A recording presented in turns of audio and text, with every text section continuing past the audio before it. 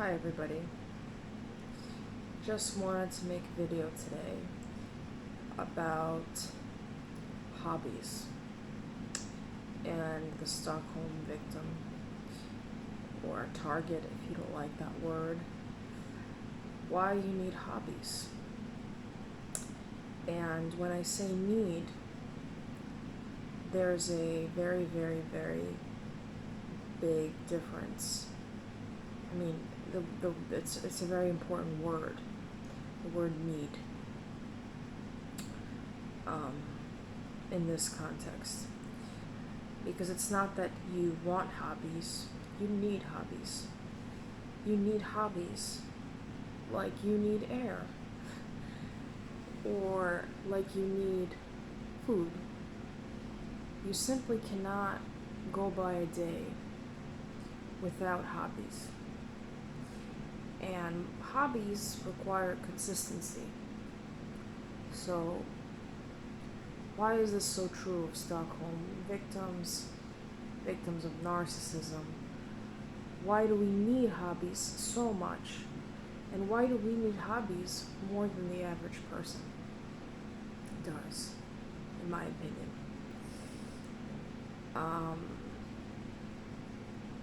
Because hobbies empower you, and hobbies ground you, and hobbies give you purpose, a new purpose. They also create assertiveness in the person. And I'm going to give you an example. I was walking down Manhattan with dogs, going through my daily routine, and this woman came into my view, and she's like, she looked at the dog, and she said, "Oh, what breed is it?" I think it was a border collie. And I told her it's a border collie. And on top of it, I said to her, I'm a dog caregiver. And she sort of winced and looked at me funny, like. And she goes, "Well, you must get a lot of judgment."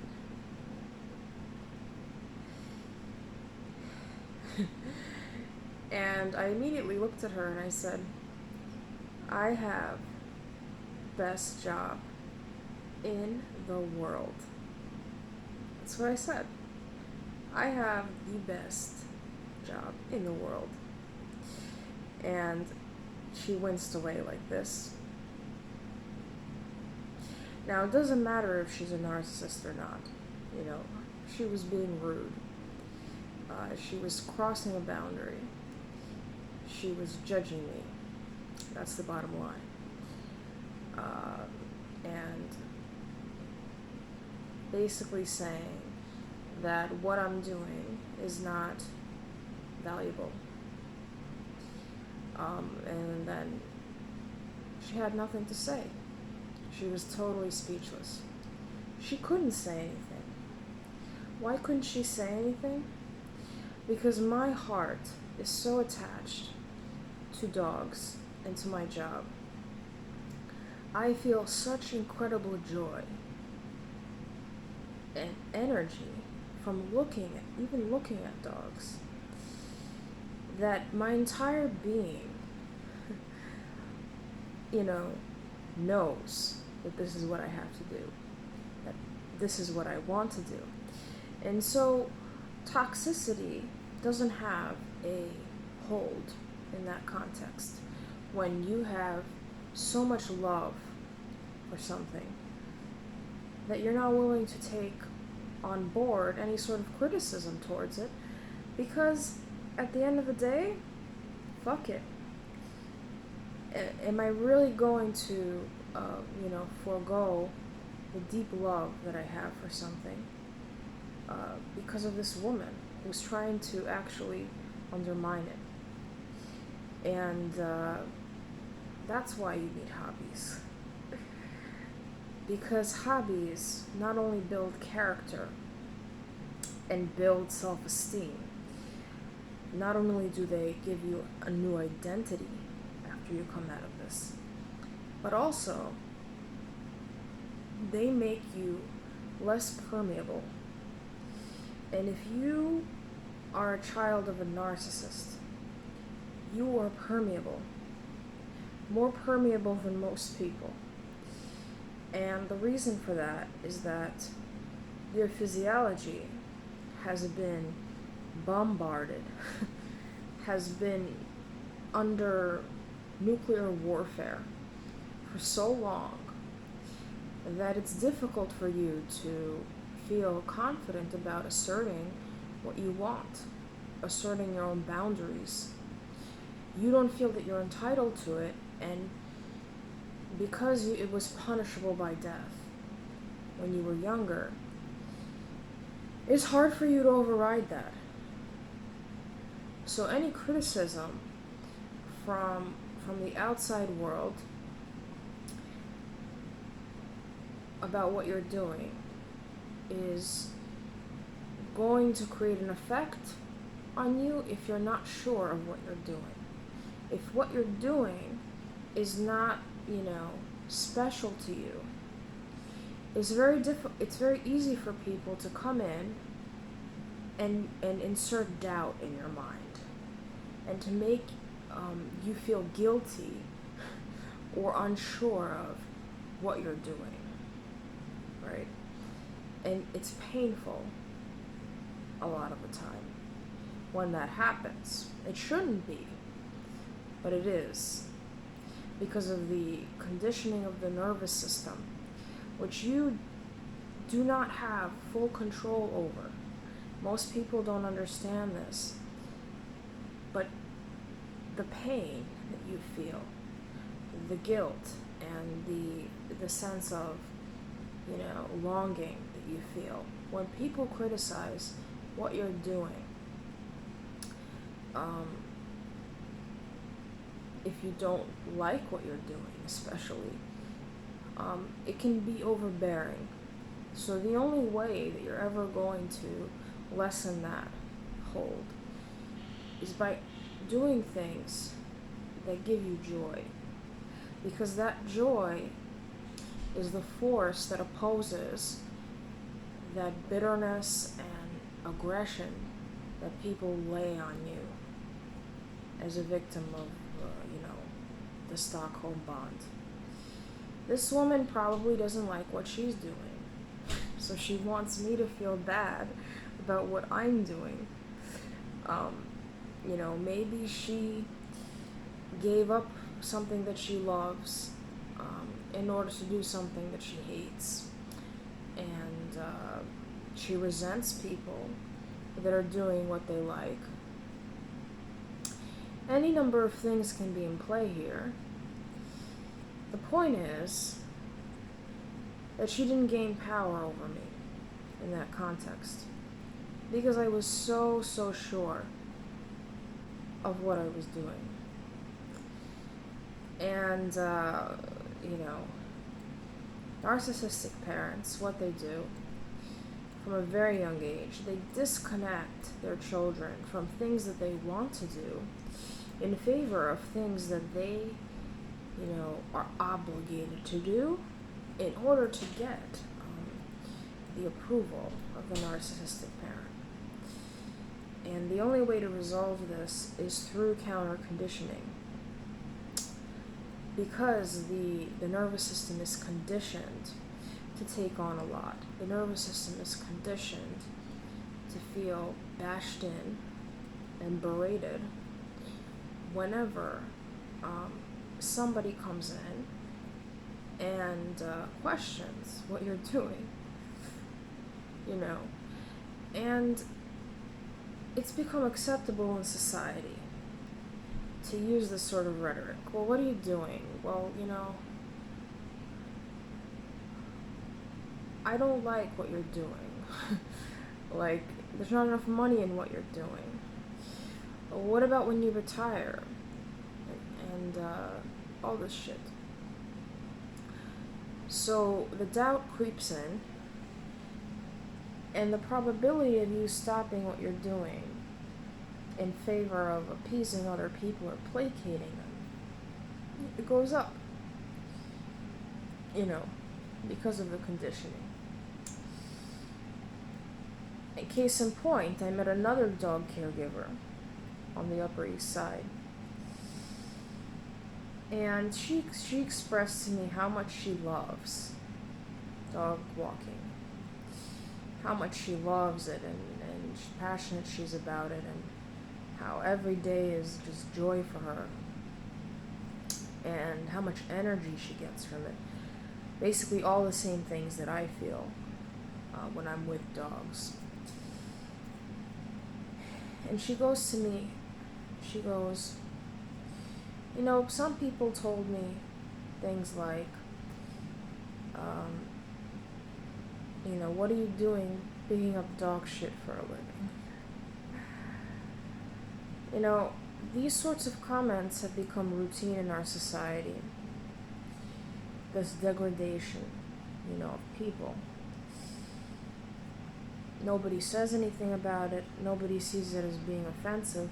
Look at who our president used to be. You know, it's fashionable, almost. And when she said that, I said, I'd much rather pick up dog shit than deal with people shit. You know? If I have to, honestly, if I have to walk into a enclosed environment where I have to deal with somebody else's pathological personality and have that ruin my day. 1 second, I need to get a charger.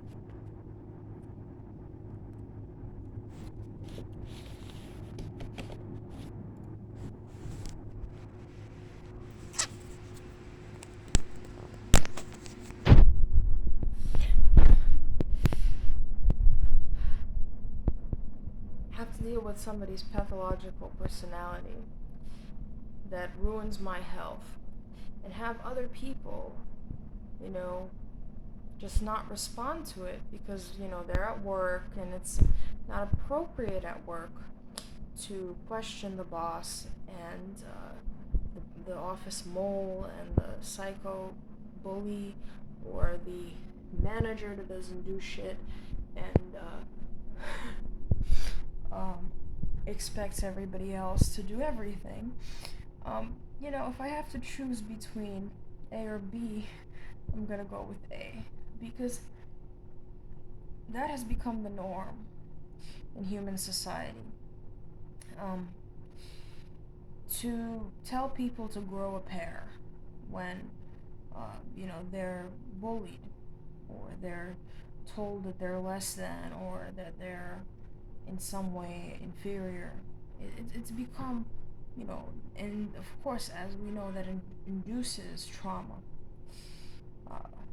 in all people, actually. It's not healthy. So, bottom line is, I responded to this girl. I said, I'd rather deal with dog shit than people shit. And the other reason why you need hobbies, and again, it's a need, it's not a want, it's a need.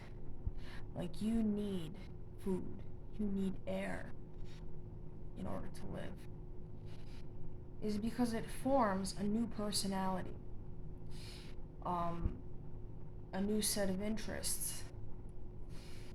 And without that new personality and without that new set of interests, you're just going to end up recycling the trauma bond over and over and over again until the end of your days. And that's a reality, you know. Um, there's a place for activism, right? Like what I'm doing right now is activism. But if that activism overtakes your entire life, that is another manifestation of the addiction to the Stockholm bond, because you're getting your dopamine, you're getting the reward system is still locked in place, and you're getting a euphoric high, uh, you know, from you know talking about this, venting your anger. There's definitely a place for that, but the difference is that it overtakes you. That trauma bond overtakes you, and the more it overtakes you, the less likely you're going to dispel it over time. And what makes it more complicated to have consistent hobbies in the society that we live in is the amount of information that we have. Um, you know, if you're dedicated to being a good cook, if you're dedicated to being a good artist, if you're dedicated to, reading, if you're dedicated to improving your health, for example, pick up a smartphone and you're going to get stream after stream after stream of information that is not relevant to your own daily life. And that irrelevancy makes you less whole when you have a Stockholm bond, because your boundaries are flimsy as they are. And when you interject huge heaps of useless information that don't pertain to your lifestyle choices, there is no self. The self is what you do. The self is what you like. The self is what you prefer. The self is what you do continuously. And the self is what gives you that deep joy, to the point where if somebody else walks in and questions it, you have the power and you have the spiritual energy to say, listen, if you don't like it, there's the door. So the self relies on continuity, and the self relies on hobbies and pursuits. And that is a core lesson, again, that you can get from the Stockholm bond, is that you need multiple pursuits that put you on the offensive in life, not on the defensive. Because the Stockholm bond will always put you in a state of defensiveness. Because you know the truth about sociopaths and narcissists.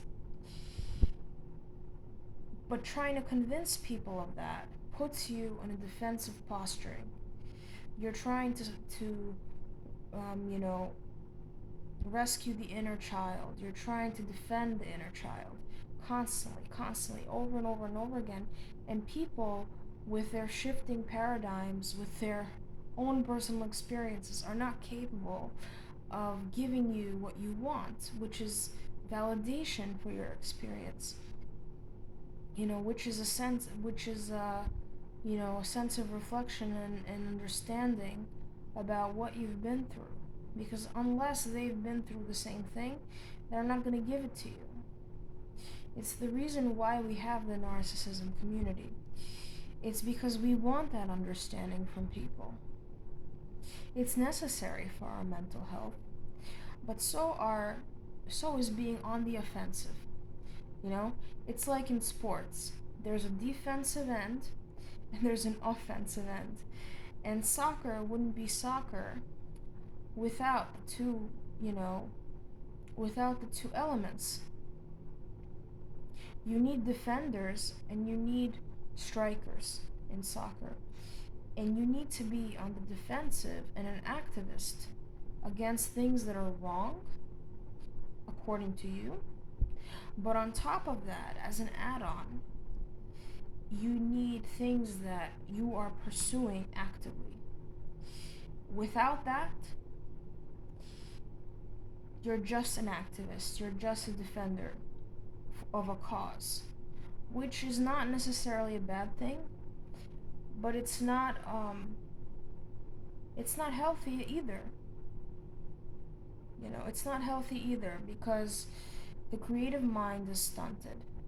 The part of you that wants to add to the world is not functioning in that context. So, what I recommend is taking 2 or 3 things that you want to learn,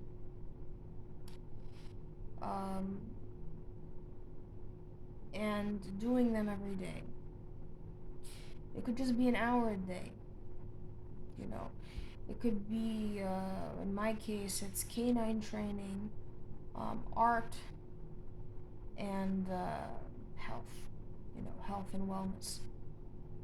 I love all 3 pursuits, and that needs to be religious to me. Religious to me because, as it stands, I know that I don't have a stable self-construct. It's not my fault because it was never reinforced that I should have a stable self-construct. And because of the nature of the trauma bond, I have a habit of floating, meaning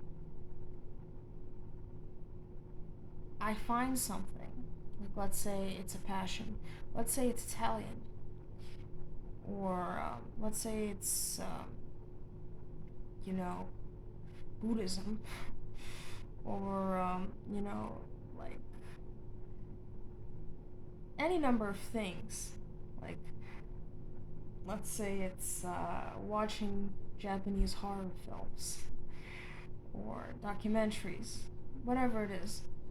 I have a habit of finding this one thing that I do over and over and over and over again for all of my days, and thinking that it's gonna save me from feeling bad.